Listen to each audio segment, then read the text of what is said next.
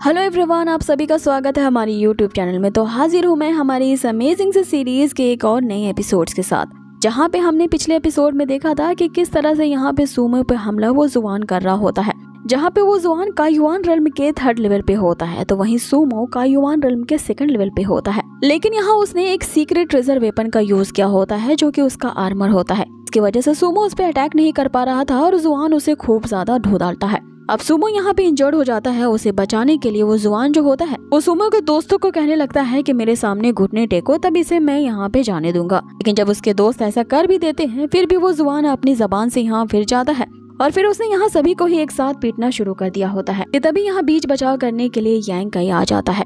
उसने उस जुआन को मजा चखाने के लिए उसने भी एक सीक्रेट वेपन का यूज किया होता है और वो वेपन जो होती है उसकी गोल्डन आर्मर को चीरते हुए उसके शरीर में जा रही होती है। यांग काई भी उसके सामने यही कहता है कि अब अपने लोगों को कहो कि तुम्हें बचाना चाहते हैं तो मेरे सामने घुटने टेक दे।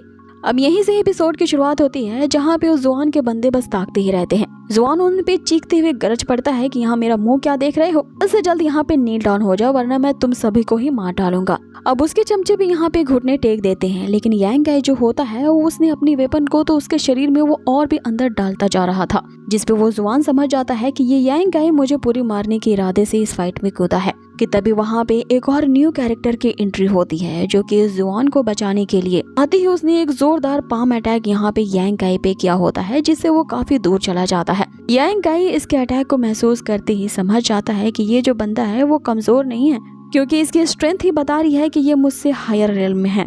अब इस बंदे का नाम काओ होता है, जो कि जुआन से पूछने लगता है कि यंग मास्टर क्या आप ठीक हैं? फॉर्चुनेटली मैं सही टाइम पे आ गया, वरना यहाँ इस सेक्ट में बहुत बड़ा विवाद हो जाता अगर आपकी मौत हो जाती तो। अब आगे यहाँ जो जुआन होता है वो उस काव का इंट्रोडक्शन देता है कि ये जो काव है वो लॉ इन्फॉर्मेंस हॉल का एक डिसाइपल है। लॉ इन्फॉर्मेंस वाले वही होते हैं जो ये डिसाइड करते हैं कि इस सेक्ट में अगर कोई गलती करेगा तो उसे क्या और कैसे सजा देनी चाहिए।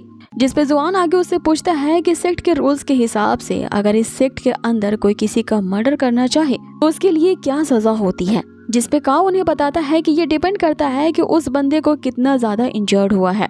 अगर उस पे किसी तरह का जानलेवा अटैक किया गया है और वो बहुत कम है, तो फिर उस दूसरे बंदे के सिर्फ हाथ पैर ही तोड़े जाते हैं और उसी वक्त उसे लिंगशाओ पैवेलियन से एक्सपेल कर दिया जाता है। लेकिन अगर वो जानलेवा हमला काफी ज्यादा सीरियस तरीके से किया गया है तो फिर उस दूसरे बंदे को ऑन द स्पॉट ही मृत्यु की सजा दी जाएगी। फिर उसकी जो लाश होगी उसे ड्रैगन के आगे फेंक दिया जाएगा मीट के जैसे। इस पे जुआन जो होता है चिल्लाना शुरू कर देता है कि मेरे सामने ये जो बंदा खड़ा है यांग काई, इसने मुझे जान से मारने की कोशिश की है, इसीलिए अब तुम ये फिगर आउट कर लो कि इसे क्या सजा देनी है इस क्राइम के बदले में। इस पे ली यहाँ पे कहने लगता है कि उल्टा चोर कोतवाल को डांटे, तुमने ये सारी फाइट को इतना ज्यादा भयानक बना दिया था और इस सब की शुरुआत तुमने की है, तो आखिर यांग काई इस सजा का हकदार कैसे हुआ जो उसने किया ही नहीं है। जिसपे जुआन उससे कहने लगता है कि मैं थोड़ी ना तुम पे इल्जाम लगा रहा हूँ, इस ब्रदर काओ ने ये सारी घटना को अपनी इन आंखों से यहाँ पे देखा है कि किस तरह से इस यांग काई ने थोड़ी देर पहले मुझे जान से मारने की कोशिश की उसी सीक्रेट वेपन का यूज करते हुए। इस पे काओ भी यहाँ पे कहने लगता है कि इंडीड मैंने इसके हाथ में एक मर्डर वेपन को देखा था, जो कि इसने यहाँ जुआन के बॉडी में घुसा रखा था, और अगर आज मैं यहाँ पे टाइम पे नहीं आता तो इसने तो हमारे इस यंग मास्टर जुआन को जान से मार दिया होता। इसीलिए वो अब अपने लॉ इन्फॉर्मेंस वाले बंदों को इशारा करता है और वो यांग काई को चारों तरफ से घेर लेते हैं।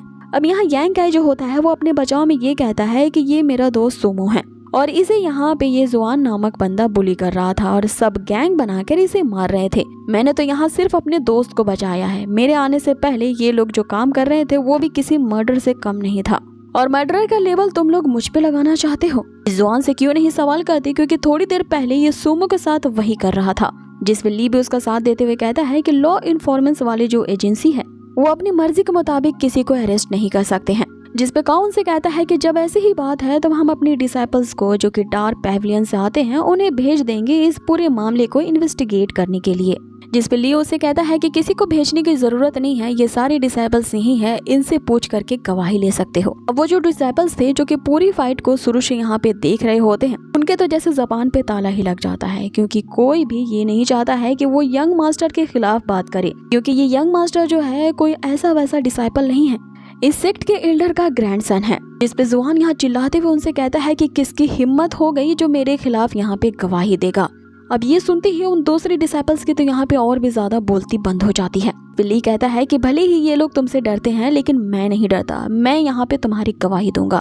जिस पे काओ उन सभी को शांत करवाता है ये कहते हुए कि वो एक लॉ इन्फॉर्मेंस का डिसाइपल है, इसीलिए तुम लोग यहाँ पे गैंग अप कर पे मुझ पे इल्जाम नहीं लगाओ कि मुझे अपना काम कैसे करना है, किससे यहाँ गवाही लेनी है और किसे क्या सजा देनी है मैं खुद जानता हूँ। कि तभी यहाँ सुमो का जो दूसरा दोस्त होता है वो जुआन पे इल्जाम लगाने लगता है कि पहले तो इसने हमारे दोस्त को यहाँ पे बुली किया और फिर उसे जान से मारने की कोशिश की। जब हम उसे बचाने के लिए गए तो उसने हमें भी मारा और अब यहाँ पे हम पे ही उल्टा इल्जाम लगा रहा है कि हम यहाँ पे फाइट करना चाहते हैं और ये तो यहाँ पे इसने हद ही कर दी है और लगता है कि ये लॉ इन्फॉर्मेंस वाले भी इसके चमचे बन गए हैं, इसीलिए तुम यहाँ पे इसकी चापलूसी कर रहे हो। जिस पे काओ उनसे कहता है कि तुम्हारी हिम्मत कैसे हुई हमारी एजेंसी के बारे में बुरा भला बोलने की, क्योंकि हम लॉ इन्फॉर्मेंस वाले जो है हमेशा उचित और सही न्याय करते हैं और तुमने ये जो हमारे न्याय करने के तरीके पे उंगली उठाई है ये भी किसी क्राइम से कम नहीं है, इसलिए तुम सभी को अभी के अभी कारावास में डाला जाएगा। इस पे यांग उस दूसरे दोस्त को रोकता है और उसे कहता है कि इससे बहस करने की कोई जरूरत नहीं है, ये सारे लोग बिक चुके हैं और हमेशा पैसों वालों का ही साथ देंगे। इस पे वो जो काओ होता है उन सभी को गिरफ्तार कर लेता है, ये कहते हुए कि जब एल्डर्स आएंगे तब उनके मीटिंग में इनका क्या सजा देनी चाहिए ये फैसला किया जाएगा। अब आगे यहाँ इन तीनों को बंदी बना लिया जाता है और इन्हें कारावास में डाल दिया जाता है। अब आगे उनके जाते ही ये जो मास्टर जुआंग रहता है वो काओ से कहने लगता है कि इस बंदे को जरा तुम देख लेना, क्योंकि इसने तो मुझे बहुत ही बुरा ऑफेंड कर दिया है। जिस पे वो काओ यहाँ उसकी चापलूसी करते हुए कहता है कि यंग मास्टर जुआन आप इसकी चिंता ना करें, इसने आपको यहाँ ऑफेंड करने का साहस किया है तो इसका परिणाम तो इसे भुगतना ही होगा। जिस पे जुआन उसे कहता है कि अब इतना भी ज्यादा उससे नहीं मारना कि उसे मौत आ जाए, याद रखना उस बंदे की मौत मेरे ही हाथों होनी चाहिए और इसका इंतजाम करवा लेना कि किस तरह से मैं पर्सनली अपने इन्हीं हाथों से उसे अचान से मारूंगा। अब आगे हमें उस जेल को दिखाया जाता है जहाँ पे ली जो होता है यांग इसे कहने लगता है कि हमने तो सिर्फ वहाँ अपने दोस्त को बचाने की कोशिश की थी, हमें नहीं पता था कि उसे बचाने के लिए इन लोगों ने हमें इस तरह से जेल में डाल दिया है, साथ ही उसने तुम पे तो यहाँ मर्डर का चार्जेस भी लगा दिए हैं। जिसपे यांग उसे कहता है कि इससे कोई फर्क नहीं पड़ता, मैं हमेशा से इस तरह की बातों को झेल चुका हूँ, लेकिन मैंने इस तरह के बुलिनेस तो कई बार सहा है, लेकिन पहली बार हुआ है कि मुझे जेल में डाल दिया गया है। आगे ली उसे कहता है कि हमें चिंता करने की जरूरत नहीं है, क्योंकि जो हमारा दोस्त सुमो भी है वो भी यहाँ के सेकंड एल्डर का ग्रैंडसन है, देखना कुछ ही घंटों में वो हमें यहाँ से निकलवा लेगा। इस पे यांग इस लड़ाई की वजह पूछता है कि आखिर ये फर्स्ट एल्डर और सेकंड एल्डर के बीच इतनी बड़ी दुश्मनी कैसे चल रही है, ये दोनों तो एक ही सेक्ट के एल्डर है, तो आखिर इनके बीच ऐसा क्या हुआ था जिसके कारण ये दोनों ही एक दूसरे से कट्टर दुश्मनी करते हैं। जिस पे ली अब यहाँ पे उसे पूरी कहानी बताना शुरू करता है। इनकी ये जो आपस की दुश्मनी है वो कहीं न कहीं ग्रेट एल्डर से जुड़ी हुई है। अब जैसा कि सुमो ने हमें पिछले एपिसोड्स में ये बताया था कि यहाँ के जो ग्रेट एल्डर होते हैं उन्होंने अपने आगे की पोजीशन इनहेरिटेंस करने के लिए 2 डिसाइपल्स को चूज किया होता है, लेकिन सेकंड डिसाइपल जो होता है वो फर्स्ट वाले डिसाइपल से काफी ज्यादा जलन करता था। उसे लगता था जो मास्टर है वो फर्स्ट डिसाइपल को ही फेवर दे रहे हैं और उसे कुछ अलग सी टेक्निक को सिखा रहे हैं, इसलिए इस जलन के मारे उस सेकंड डिसाइपल ने फर्स्ट डिसाइपल्स को मार दिया होता है। लेकिन वो जो फर्स्ट डिसाइपल था वो मास्टर का काफी ज्यादा चाहीता था। उसकी इस तरह से मरने के बाद मास्टर ने यहाँ पे सेकंड डिसाइपल को कुलोंग स्ट्रीम में यानी कि उस ड्रैगन वाले झरने में भेज दिया था ताकि उसे इसके करने की सजा मिले। उसके बाद से उन्हें कभी नहीं देखा गया, लेकिन ग्रेट एल्डर ने ये जो फैसला लिया था फिर टाइम गुजरने के बाद उन्हें अपने इस फैसले पे काफी ज्यादा पछतावा होने लगा। उन्हें अब ये लगने लगा कि वो इस लीडर की पोजीशन के लायक नहीं है, इसलिए अब इन दोनों एल्डर्स को ये लगता है कि वो लीडर की पोजीशन ले सकते हैं। अब ये जो दोनों एल्डर्स होते हैं उन्हीं 2 डिसाइपल्स की आने वाली पीढ़ी में से थे, इसलिए वो एक दूसरे से नफरत क्या करते हैं। अब ये पूरी कहानी सुन करके यहाँ पे यांग को लगता है कि जब एल्डर्स ही एक दूसरे का साथ नहीं देते और एक दूसरे से इस तरह से नफरत करते हैं तो फिर जूनियर्स में तो इस तरह का तकरार होगा ही। कि तभी यहाँ पे यांग को किसी की आने की आहट सुनाई देती है और ये सीन यही चेंज होता है।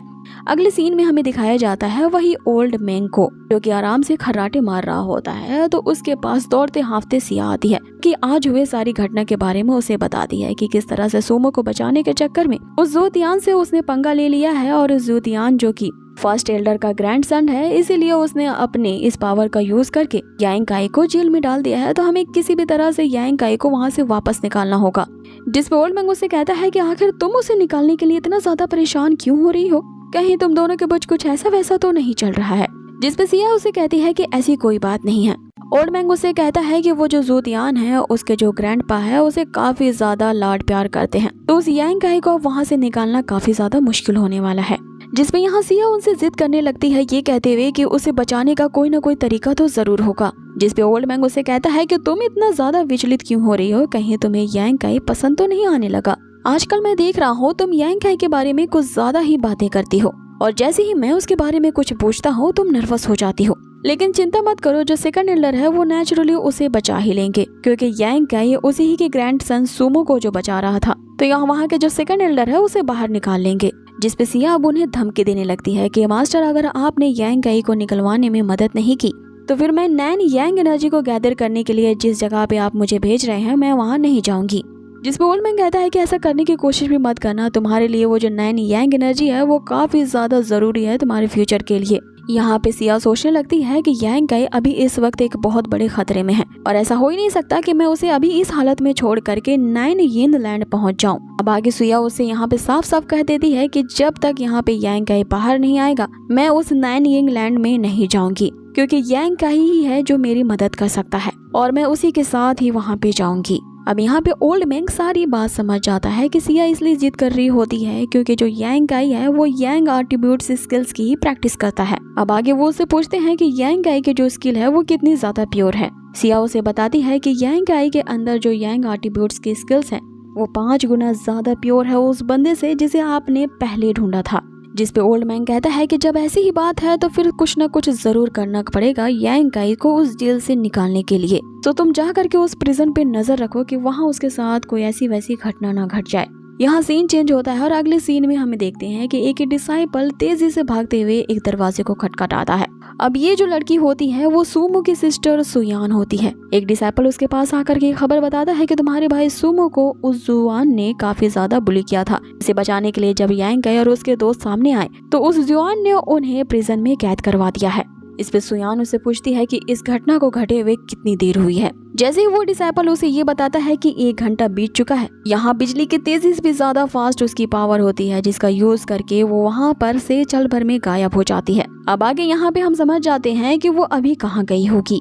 अब आगे हमें वापस से उसी कारावास का सीन दिखाया जाता है जहाँ पे एक बंदा उनकी जेल को ओपन करता है और उनसे पूछता है कि तुम में से यहाँ पे यांग काई कौन है। यांग काई यहाँ पे हाथ उठाता है तो वो बंदा उसे अपने साथ चलने को कहता है। अब इस पे ली जो होता है वो यांग काई को उसके साथ जाने से मना करता है, लेकिन यांग काई उसे कहता है कि चिंता मत करो, मुझे जाके देखने दो कि आखिर ये मुझे कहाँ ले जाना चाहता है। वो बंदा यांग काई को अपने साथ एक अलग से डार्क रूम में लाया होता है। यहाँ पे यांग काई के अंदर जाते ही वे लोग उस पे अटैक करने लगते हैं। यहाँ यांग काई इनकी साजिश को समझ जाता है कि जरूर ये लोग मेरा गेम बजाने के लिए यहाँ पे लाए हैं। यहाँ पे यांग काई उन दोनों से काफी डटकर सामना करता है और यहाँ पे यांग काई ने अपनी स्ट्रेंथ का यूज करके उन दोनों को घायल भी कर दिया होता है कि तभी अचानक से यहाँ यांग काई पे एक पावरफुल अटैक कोई करता है। अब ये अटैक करने वाला और कोई नहीं बल्कि वही लॉ इन्फॉर्मेंस वाला काव होता है। वो काव आते ही उन दोनों से कहने लगता है कि तुम दोनों तो लूजर्स निकले, एक छोटा सा काम मैंने तुम्हें करने को दिया था वो भी तुम लोगों से ढंग से नहीं हुआ, तो चलो मैं तुम्हारी यहाँ पे मदद किए देता हूँ। अब वे दोनों बंदे यहाँ वापस से उठते हैं और यांग काई पे फिर से अंधाधुंध अटैक करने लगते हैं, लेकिन उन दोनों को यहाँ पछाड़ते हुए जैसे ही यांग काई उस काव पे अटैक करता है उस काव ने तो यहाँ यांग काई के पैरों को ही पकड़ लिया होता है और घुमाते हुए उसे दूर फेंक देता है। अब इनकी स्ट्रेंथ देखकर के यहाँ यांग काई समझ जाता है कि ये जो तीनों हैं ये सभी अपने काइयुआन रेल्म के 8 या 9th लेवल पे होंगे। रही बात इस काव की तो इसकी कल्टीवेशन लेवल तो यांग काई से काफी ज्यादा गुना हायर लेवल पे होती है। यांग काई उनसे कहता है कि लगता है कि तुम उस जुआन की कुछ ज्यादा ही चापलूसी करते हो और तुम लोगों को उसने पैसे में तोल दिया है, इसीलिए तो उस जुआन को खुश करने के लिए तुम लोग आज यूं मुझ पे बरस पड़े हो। जिस पे काव उसे कहता है कि स्मार्ट तो हो, तुम्हें सब कुछ बताने की जरूरत नहीं पड़ी। अब जबकि तुम हमारे इरादे को समझ ही चुके हो तो चलो बस मार खाने के लिए तैयार हो जाओ। तुमने हमारे यंग मास्टर जुआन को काफी ज्यादा ट्रबल किया है और इसका हर जाना तो तुम्हें भुगतना ही पड़ेगा। तुम नहीं जानते कि यहाँ पे जो फर्स्ट एल्डर है उन्हीं का दबदबा चलता है और फर्स्ट एल्डर जो है वो अपने इस ग्रैंडसन जुआन को अपनी जान से भी ज्यादा प्यार करते हैं। शरीर पे एक खरोच भी आती है तो वो पूरे सेक्ट को उथल पुथल कर देंगे। तो तुमने तो उस जुआन से यहाँ पे सीधा पंगा ही ले लिया है, तो तेरा बच्चे बचना तो मुश्किल है। जिसपे यांग काई के ये कहते हैं कि मैं भी तैयार हूँ, आ जा देखते हैं कि तू क्या कर लेता है। अब ये एपिसोड यहीं पे फिनिश किया जाता है। सो गाइज आप लोगों को ये आज का एपिसोड कैसा लगा है हमें कमेंट बॉक्स में जरूर बताएं और हाँ बहुत ही जल्द मिलेंगे इसके नेक्स्ट से अमेजिंग एपिसोड पे। लेकिन अगर आपको ये वीडियो बहुत ही ज्यादा इसके नेक्स्ट अमेजिंग एपिसोड पे, till then take care, stay healthy, good bye.